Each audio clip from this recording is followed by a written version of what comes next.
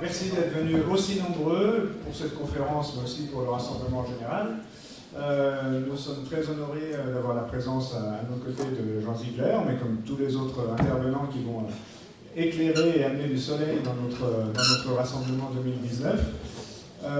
Juste un petit mot pour présenter le rassemblement, en tout cas dans sa forme. Vous savez que c'est un rassemblement qui est fait par une petite équipe, mais costaud, donc peut-être qu'on peut les applaudir. C'est plus loin de ça.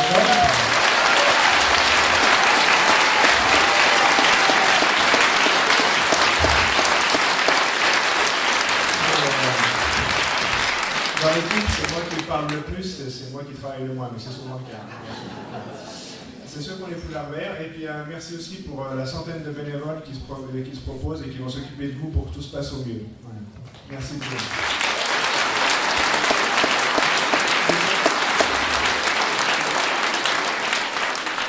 Vous savez que c'est une manifestation qui ne bénéficie d'aucune aide, d'aucune subvention, quand bien même on en demanderait, c'est pas sûr qu'on en l'obtienne, mais en tout cas, c'est un gage de liberté, mais ça veut dire aussi qu'on compte évidemment uniquement sur votre générosité. Ceux qui sont habitués ont l'habitude, vous avez des tirelires à la sortie, vous mettez ce que vous voulez, ce que vous pouvez.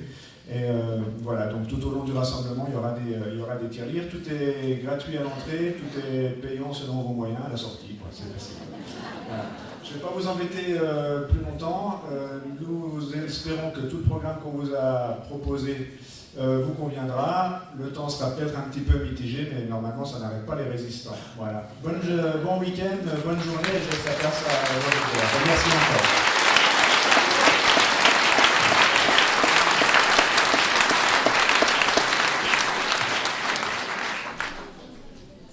Jörg Ziegler est très surpris qu'il y ait autant de monde. Bon, il se peut qu'il y ait quelques personnes qui ne le connaissent pas, donc je vais dire deux mots pour le présenter un petit peu. Il était prof de sociologie à Genève et à Paris à la Sorbonne. Il a écrit une trentaine d'ouvrages depuis les années 60, qui sont traduits dans un grand nombre de langues. Il est connu pas uniquement en France. Il a beaucoup de lecteurs, il a énormément d'ennemis. Je pense le gouvernement américain, le gouvernement israélien, l'Union des banques suisses, pardon, il a des ennemis à sa taille.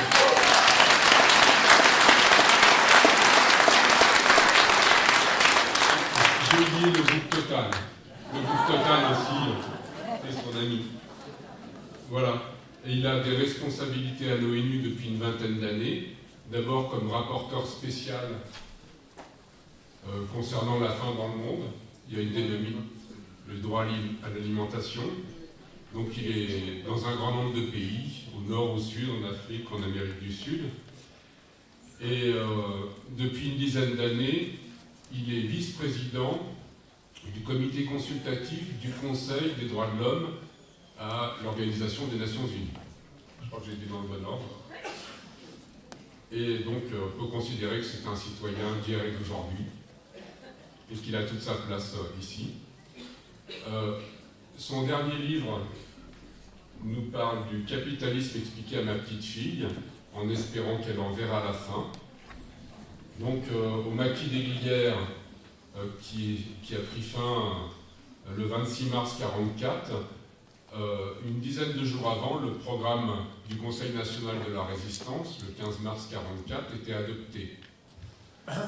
Donc il y a 75 ans, il y avait un programme qui prévoyait la socialisation de la SNCF, des usines Renault, qui commençait à réfléchir à la sécurité sociale. Il y avait énormément d'avancées à l'époque. Il y a 75 ans, donc Jean, avec son livre « Le capitalisme expliqué à ma petite fille », va peut-être nous répondre à la question où on en est, est-ce qu'on a progressé en 75 ans.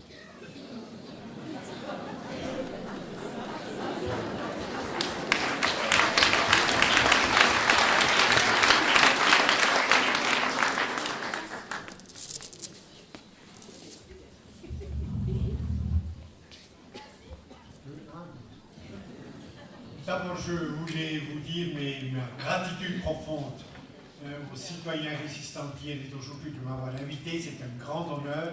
Je suis vraiment ému d'être ici à l'occasion de cette cérémonie de souvenir, de mémoire du combat de la résistance et d'hier. Je suis vraiment très honoré. Je vous remercie beaucoup. Je vous remercie d'être là ce matin, si nombreux, samedi matin sous la pluie. C'est quand même formidable.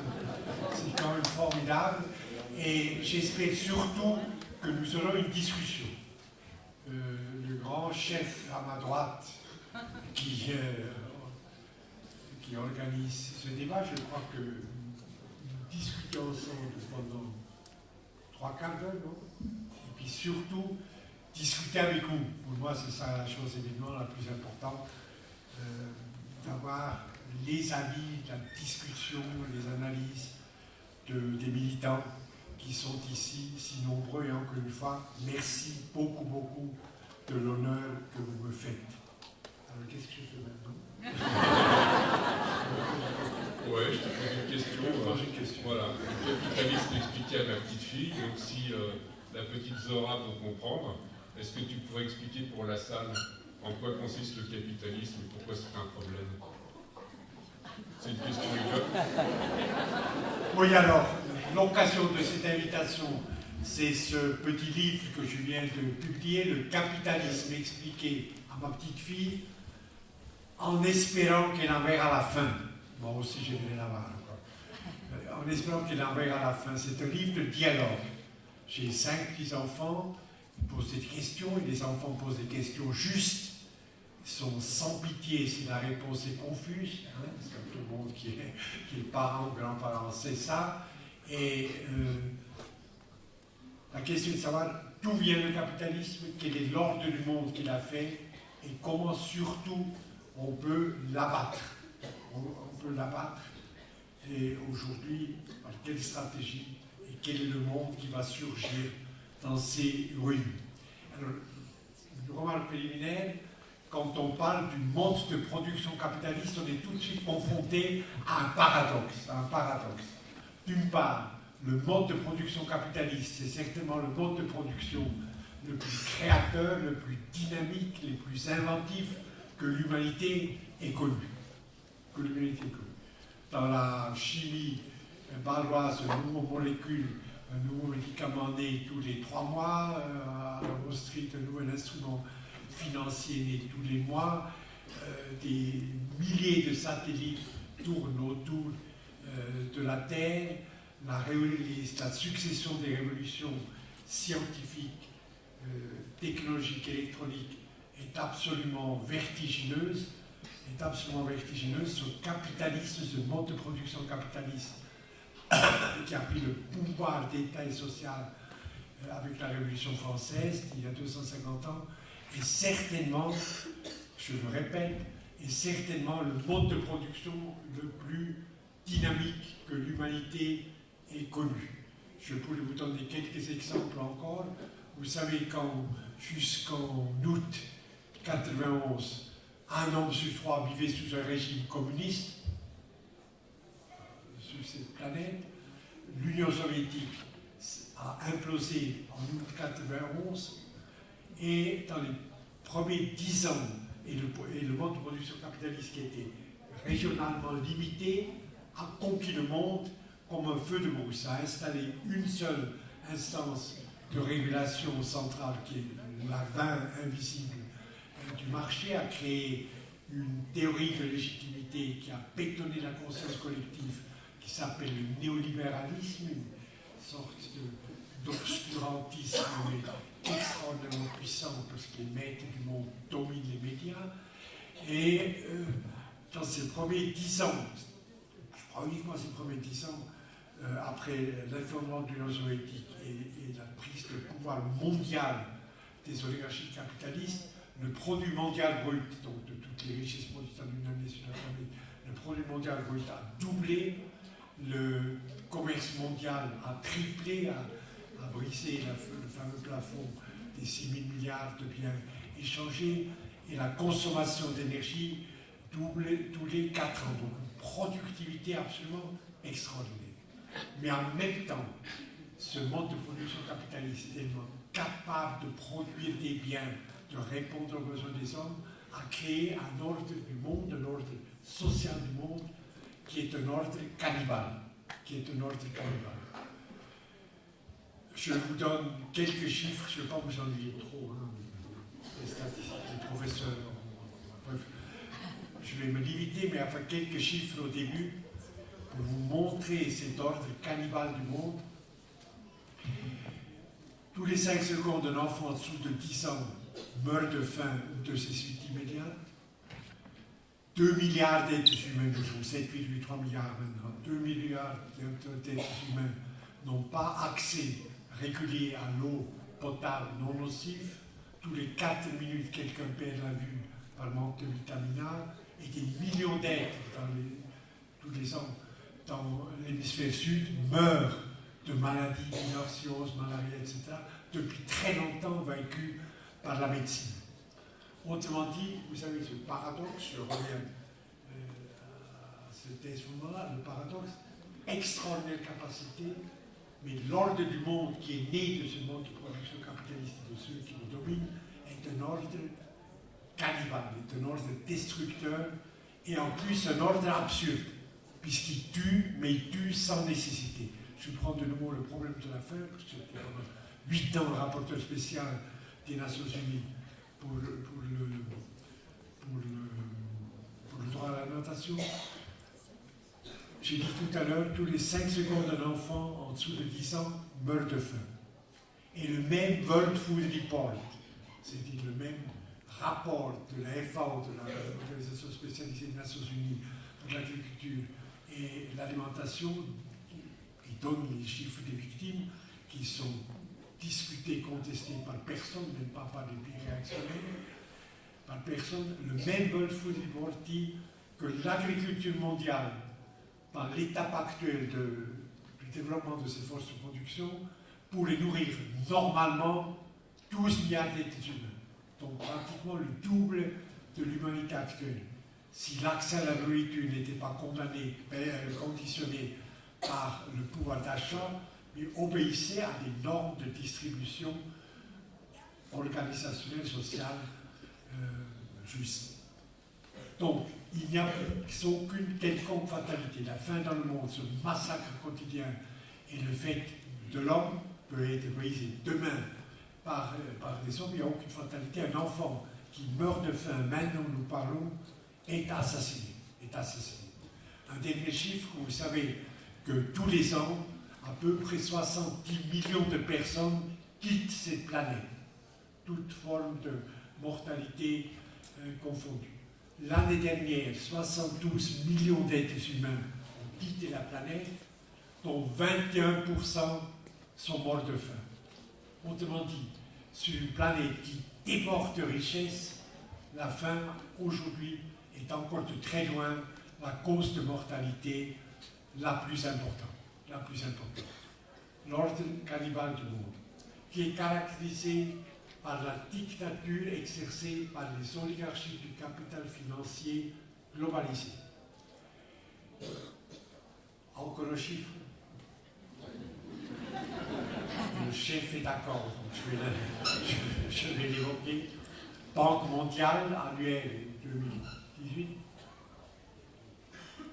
Les 500 plus grandes sociétés transcontinentales privées qui gouvernent ce formidable mode de production, qui dirige le savoir problématique, comme on dit en sociologie, qui organise les révolutions scientifiques, technologiques, électroniques, les 500 plus grandes sociétés transcontinentales privées, tous secteurs confondus, banques, services, industrie, etc., ont contrôlé l'année dernière 52,8% du produit mondial brut. Donc 52,8% de toutes les richesses, marchandises, capitaux, services, etc., produites en une année sur la planète. Ces sociétés transcontinentales privées ont un pouvoir comme jamais un roi, jamais un empereur, jamais un pape n'a eu sur cette planète. Elles savent faire énormément de choses, je l'ai dit, je ne reviens pas en arrière, ça fait énormément de choses, mais en même temps échappent à toute forme de contrôle étatique, interétatique, social, syndical, parlementaire. échappent à toute forme de contrôle et ont une seule stratégie, la maximalisation des profits dans le temps le plus court et à n'importe quel prix humain. Ces oligarchies ont créé une dictature qui détermine la politique, qui est supérieure, qui dicte sa loi aux États les plus puissants du monde.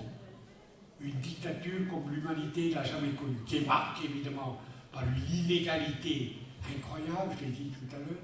Ces oligarchies sont très très très minces. Je vous donne quelques exemples. L'année dernière, Oxfam, le rapport de décembre 18, les 36 fortunes, les 36 milliardaires les plus fortunés du monde ont contrôlé l'année dernière autant de valeurs patrimoniales que 4,7 milliards d'êtres humains, la moitié la plus pauvre de l'humanité. Donc une monopolisation entre les mains de quelques oligarchies très réduites du pouvoir idéologique, du pouvoir politique, du pouvoir financier, du pouvoir économique et souvent du pouvoir militaire. Et ces oligarchies, peut-être je vous donne quelques exemples très très rapidement pour montrer comment fonctionnent ces dictatures. Des exemples que je prends de ce livre, qui d'ailleurs est excellent. Il est avare de compliments, le camarade dirigeant est avare de compliments. Je vous donne 3 exemples, très très vite. 3 exemples très très vite, pour vous montrer comment ces dictatures fonctionnent. Je n'ai pas de téléphone cellulaire, je n'en ai pas parce que j'ai vu comment au Kivu du Nord, au Maniema, au Kivu du Sud, ou dans l'Est du Congo, est produit le coltan. Le coltan, c'est ça, c'est un minéral un minerai très très rare, mais essentiel, par exemple, pour faire les téléphones cellulaires. Le coltan se produit dans des roches très très friables, donc les puits sont très étroits et seuls des enfants de 10-12 ans, garçons, filles, peuvent être descendus le long des cordes dans ces puits de 20-30 mètres. Souvent, la roche s'effrite, enterre les enfants. Les miliciens qui gardent les enclaves minières abusent des enfants. Le salaire est misérable. Les enfants sont terrorisés tous les matins, descendus, vont quand même descendre, suivent les recruteurs qui se promènent dans les villages Bafoué, Robachi, etc., Patéké, alentour, parce qu'ils savent parfaitement que leur maigre salaire, s'ils ne suivent pas le recruteur, à la maison, leur père, mère, frères et sœurs vont mourir de faim. Donc, c'est un mode de production totalement effrayant. Obama, 2 mois avant son dossier mental, sous la pression de ce qu'on appelle le Black Caucus, c'est-à-dire les Noirs du Congrès, c'est à peu près 25% du Sénat et du Congrès, du Chambre des représentants américains, le Black Caucus, des églises, des ONG américaines s'y ont fait pression, et il a fait une loi qui s'appelle Blood Minerals. C'est-à-dire que les minéraux qui sont produits, par exemple au Congo, par exemple le cobalt, dans des conditions tout à fait inhumaines, n'auront plus accès au marché nord-américain. Glencore, Rio Tinto, etc., les grands trusts miniers ont mobilisé, ont hurlé, c'est contre la liberté du marché, c'est une intervention normative dans la liberté du marché, c'est inadmissible, etc. Bon. Trump est arrivé au pouvoir 3 mois après. La 3e mesure qu'il a prise en janvier 2017, c'était de supprimer cette loi. Président de la plus grande puissance économique du monde, dictat de l'oligarchie minière, abolition de la loi. 2011, deuxième exemple, 2011, les prix, vous savez que les prix alimentaires montent tout le temps de façon spéculative, bien sûr, mais le World Food Index est ascendant très rapidement ascendant. Une des raisons pour que les prix alimentaires du monde augmentent, je parle des aliments de base, on parle d'aliments de base, riz, blé et maïs, qui couvrent à peu près 75% des besoins de base, des aliments de base. Les aliments de base sont négociés en bourse. Négociés en bourse. À l'UBS à Genève, j'ai lu assez de processus de tout, donc je ne vais pas les qualifier. J'ai les philanthropes de l'UBS à Genève. Vous pouvez acheter des certificats sur le riz. Certificat riz. Rice certificats. Et vous êtes sûr de gagner beaucoup d'argent sur 5-6 ans à cause de la spéculation sur le riz faite par l'UBS. Et donc, une des raisons pour que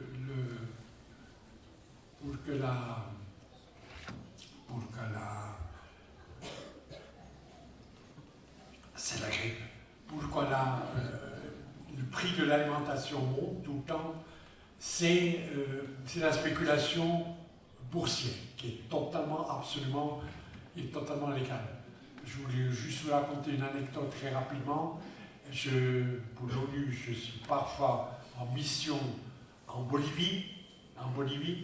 Là, on arrive à 4200 mètres à Alto, l'aéroport. Donc, je reste d'abord quelques jours en bas sur le Pacifique à Lima, sur la côte, pour respirer un peu. Dans le sud de Lima, dès descendre dans une crèche, dans un des innombrables bidonvilles que je connais un peu, je me suis posté à 4 h de l'après-midi quand le soleil baisse, devant le dépôt de riz. Là, quand s'est formée la queue des mères. Je suis resté jusqu'à minuit, je n'ai pas vu une mère, peu importe le nombre d'enfants qu'il a à la maison, qui a acheté ne serait-ce que demi-kilo de riz. Tellement les prix étaient élevés, demi-kilo de riz. Le riz a été acheté dans des gobelets de plastique. La mère va à la maison, fait du feu sous la casserole quand l'eau bout, et verse le gobelet dans l'eau bouillante, quelques ricains de riz flottent sur l'eau bouillante, et c'est la nourriture des enfants pour la journée. Et quand le prix spéculatif du riz augmente, ben, autant d'enfants de plus meurent de faim. Alors, août 2011, à Cannes, est annoncé, la France a organisé le G7 à Cannes. 3 semaines avant, le 8 octobre, le président Sarkozy annonce à TF1, au journal du soir, que la France avait fait la proposition d'interdire la spéculation boursière sur des aliments de base pour réduire les prix mondiaux. Quand arrive, la France retire sa proposition. Parce que dans les 3 semaines entre TF1, l'annonce Sarkozy et Cannes, les trusts multinationaux de l'alimentation, Nestlé, Unilever, etc., ont mobilisé, fait pression sur l'Élysée, dit c'est pas possible, on n'accepte pas. La France a retiré. Bon, on peut aimer Sarkozy ou pas, moi je l'aime plutôt pas. Mais c'est le président élu de la République française, la deuxième puissance économique de ce continent. Là, de nouveau, dictat terminé. Le dernier exemple que je vous ai donné de ces dictatures des oligarchies du capital financier globalisé, pour illustrer ce que nous vivons concrètement, c'est le problème du climat. Vous savez que, enfin, ça je dis des banalités, la COP Paris, donc cet accord 180 États, pour les plus grands, Chine, États-Unis, France, etc., se sont réunis à Paris 2015, et ont signé un accord. Et on dit, nous devons tout faire, nous, gouvernement qui signons, pour que, jusqu'à la fin de ce siècle, 2100, le réchauffement climatique, donc l'expulsion de CO2 dans l'atmosphère, n'augmente pas plus maximal de 1,5 degré. S'il augmente plus, bien, la catastrophe va se produire avec certitude, avec une certitude scientifique. Les océans vont monter puisque les pôles vont fondre, etc. Il n'y aura plus ni Marseille, ni New York, ni Hambourg, ni Bordeaux. Aucune ville portuaire ne survivra, puisque si les océans augmentent à 1, 2, 3 mètres, les archipels habités, bien sûr, du Pacifique du Sud disparaîtront.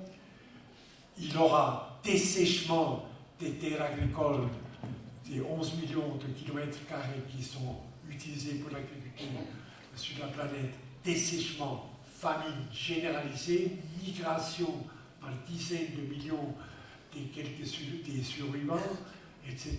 Il aura destruction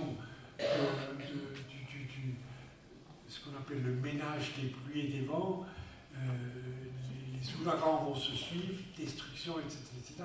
Catastrophe. Et donc, plafond 1,5. Qu'est-ce qui s'est passé dans le 4 ans? Alors là, je prends le plus il y a un chapitre 5 dans l'accord de COP qui est Beyond Petroleum, au-delà du pétrole. Et là, spécifiquement, il est dit que 80% du CO2 qui va dans l'atmosphère, qui provoque, etc., le réchauffement climatique, vient des énergies fossiles. Gaz, pétrole, essence, des énergies fossiles, qui sont dirigées, qui sont à 85% par 5 multinationales. Exxon, Chevron, Shell, BP, Total, etc.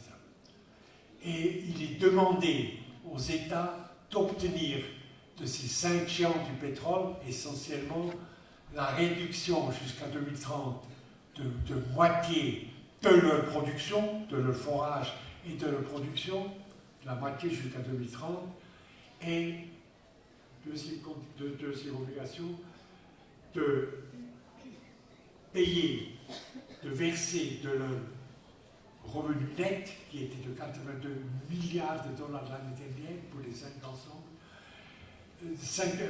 42% de leur revenu net par an au développement des énergies alternatives, solaire, hydraulique, etc. C'était il y a 5 ans et demi. Qu'est-ce qui s'est passé?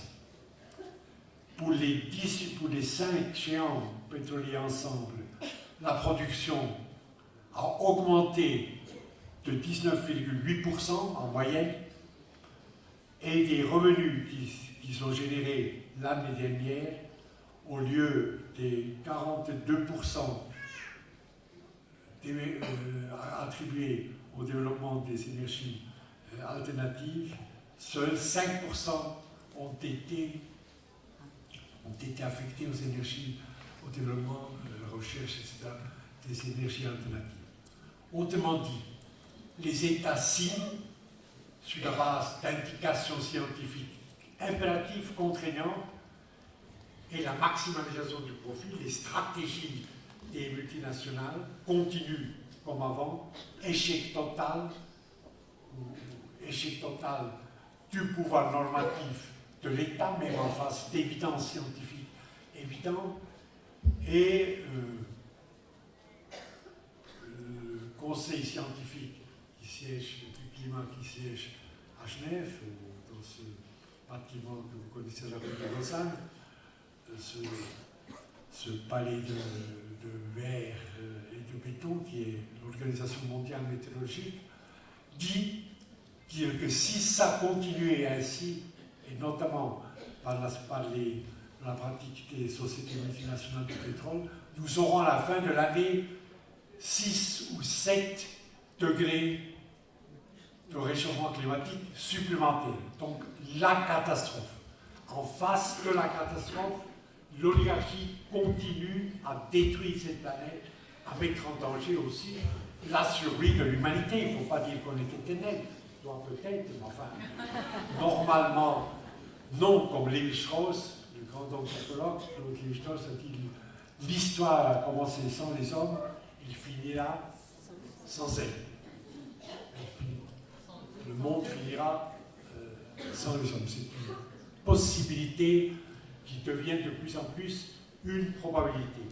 Alors évidemment, il y a une question psychologiquement. Qu'est-ce qui se passe dans la tête d'un PDG de Total, de British Petroleum, d'Exxon, de Chevron, etc. Qu'est-ce qui se passe? Eh bien, il se passe une chose que j'appelle le phénomène Titanic.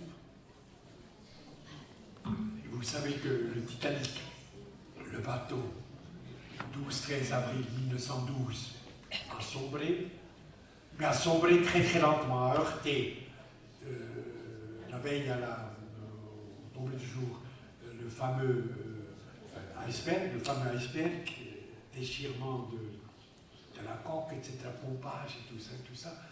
Mais la descente, la destruction finale était très lente, en fait, pendant 9 jours, et 9 heures. Et pendant des heures et des heures, que les passagers aux revenus très faibles, les pauvres, en bas, dans le 4e et 5e, etc., étage, mouraient, étaient déjà noyés. L'orchestre jouait à l'étage de luxe.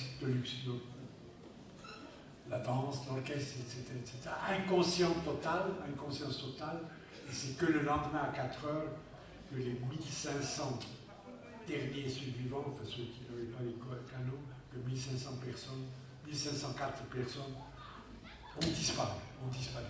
Donc une sorte d'inconscience incroyable de ceux dans les étages luxueux. Ça c'est certainement une explication, mais l'explication véritable, c'est la contrainte, parce que les oligarchies entre elles vivent sur la loi de la jungle, se combattent, se déchirent, etc., ne s'unissent que pour défendre le système, et pratiquent une stratégie meurtrière qui finalement est suicidaire. Les jeunes qui vont sur tous les vendredis maintenant, depuis le 15 mars, dans les villes d'Europe occidentale, il y a les jeunes. Friday for Future, c'est-à-dire vendredi pour l'avenir. C'est incroyable de mes 5 petits-enfants, 2, ils n'ont pas besoin d'aller à l'école, donc ils y vont. Manifeste, et des choses extraordinaires se passent à Genève. Vous imaginez Genève, l'État, le 15 mars, j'étais sur le bord du trottoir. Ceux qui connaissent Genève, il y avait 8000 jeunes, collégiens, apprentis, garçons, filles, etc., dans la rue. Le Crédit Suisse, qui est une des banques qui finance le plus l'industrie pétrolière, le bunker du Crédit Suisse, là, est à côté de la gare, à la place Cornavin. Le cortège s'est arrêté. Et une jeune fille, avec le mégaphone, parce qu'il y a la musique, les trompettes, le tambour, etc. Avec le mégaphone d'une jeune fille devant le Crédit Suisse, et il y avait 8000 jeunes dans ce cortège, selon la tribune de Genève, qui ment en général, et donc ça, il devait y avoir encore plus. 8000 jeunes, incroyable. Et cette jeune fille dans le mégaphone a dit « Noyez les banquiers et pas la banquise ». Donc il y a une sorte de radicalité qui s'installe face, c'est beau, hein, noyer les banquiers et pas la banquise. Je ne sais pas qui a inventé ce slogan, enfin, c'est là qu'il a été articulé. Il y a une radicalité dans la perception du danger chez les jeunes qui est absolument magnifique, enfin qui est formidable, qui est comme les Gilets jaunes, une source d'espérance extraordinaire, parce que ce mouvement va aller loin, chaque vendredi ils sont plus. Partout dans de nouvelles, ils sont certainement des millions si on prend Europe, Amérique du Nord, maintenant au Brésil, Palestine, etc. Une sorte de radicalité dans la revendication qui fait face à cet aveuglement total de cette oligarchie dominante. Donc, je termine. Le grand chef va m'engueuler après. Provisoirement.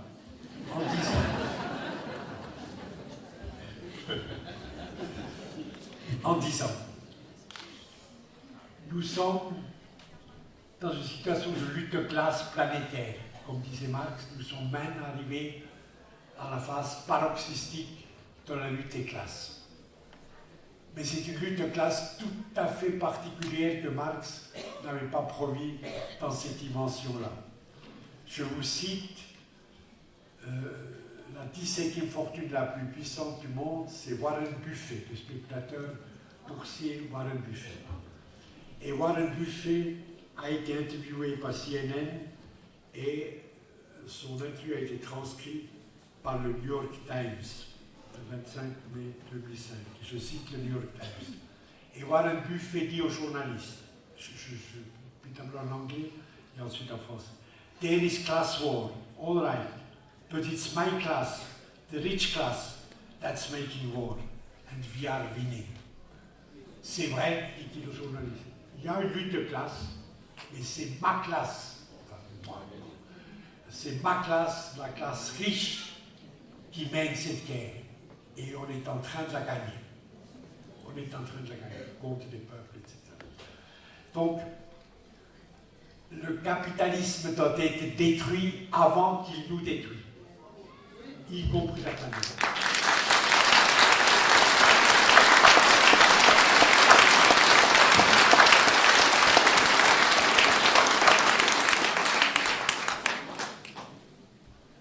Alors, il y a tout de suite, j'ai fait pour ce livre, évidemment qui traduit plusieurs langues, des conférences, etc. Parce qu'il y a une remplace la rencontre. Moi, en tout cas, c'est formidable avec des êtres humains qui sont dans le combat. Mais toujours quelqu'un a levé la main au fond de la salle et dit, enfin, là, on ne comprend pas très bien ce que vous dites. D'une part, vous dites, ce capitalisme, votre production capitaliste, est une inventivité, une capacité de création de richesse, d'innovation, etc., tellement extraordinaire, et en même temps, vous dites qu'il faut le détruire. Est-ce qu'on ne peut pas le réformer, l'humaniser, le civiliser, l'amender? On ne peut pas. Ça se dit, la seule indication que nous avons, évidemment, c'est l'histoire. Moi, je suis un matérialiste communiste, donc ce qui m'intéresse, ce qui est ma référence, et à vous aussi, pour le communisme, c'est la matérialité des faits. Ce que empiriquement on peut constater, ce qui s'est passé. Et vous prenez n'importe quel système d'oppression humain que l'histoire a connu, aucun des réformables. La société esclavagiste, 350 ans, déportation de 42 millions de personnes à travers l'Atlantique Sud et Nord, elle a disparu avec l'esclavage, le dernier pays à avoir aboli l'esclavage 1888, c'est pas loin, c'était le Brésil, décret de la princesse Isabelle. Et bien la société esclavagiste ne pouvait pas être réformée, humanisée. Ou bien un homme est un homme, ou bien un homme est une chose, peut-être vendu, torturé, exploité comme une chose. L'esclavage ne peut pas être le colonialisme. Le 1er janvier 1954, en Algérie, eh bien, l'Ouest, l'organisation spéciale, l'avant-garde de la révolution algérienne, a déclenché la lutte armée pour récupérer la souveraineté, l'indépendance, la dignité du peuple algérien. Et 7 ans plus tard, juin 1962, après 2 millions de victimes, y compris les déplacés, etc., eh bien, le peuple algérien a acquis la République algérienne, le peuple algérien a acquis l'indépendance, l'autonomie, la souveraineté, l'autodétermination. Eh bien, le système colonial ne pouvait pas, ne peut pas être réformé, piller un peu moins, torturer un peu moins, dominer un peu moins, non. Non. Ou bien, il y a souveraineté, égalité, souveraineté, autodétermination du peuple, ou il n'y en a pas. Deux autres exemples, parce qu'il faut vraiment que vous soyez convaincus de ce que je vous dis. Enfin, ce serait bien, ce serait bien. La discrimination des femmes au XIXe siècle, des philosophes français, pas les moindres, ont cogité, ont publié, sont interrogés pour savoir si les femmes avaient une âme. Non, c'est un fait. En Suisse, pour prendre ce pays un peu corrompu, mais quand même très intéressant, le droit de vote des femmes, c'est 71, 1960. Vous imaginez? Parce qu'on n'a pas eu un de gauche, 71. La discrimination des femmes, eh bien, c'est un système d'oppression qui ne peut pas être réformé. Ou bien la femme est l'égale de l'homme, juridiquement, économiquement, constitutionnellement, ou elle ne l'est pas. Elle a les mêmes droits ou elle n'a pas les mêmes droits. Elle ne les a toujours pas, en tout cas en Suisse, pour l'égalité des salaires. Donc les systèmes d'oppression. 14 juillet 1789, début de la Révolution française, eh bien la féodalité, la monarchie, l'arbitraire du pouvoir monarchique, le système féodal, ne pouvait pas être amendé, ne pouvait pas être réformé. Il fallait qu'il disparaisse, que la Bastille tombe, que le roi soit peut-être son époux, on aurait pu faire quelques économies, enfin, que le roi soit physiquement éliminé, que la République soit proclamée en 1793, que la République s'installe dans les rues d'un pouvoir féodal détestable. On ne pouvait pas négocier avec les féodaux un régime intermédiaire.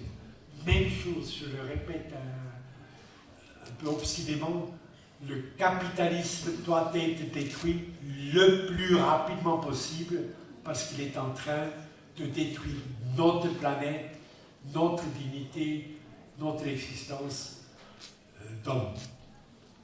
Maintenant, je m'arrête parce qu'il y a deux questions.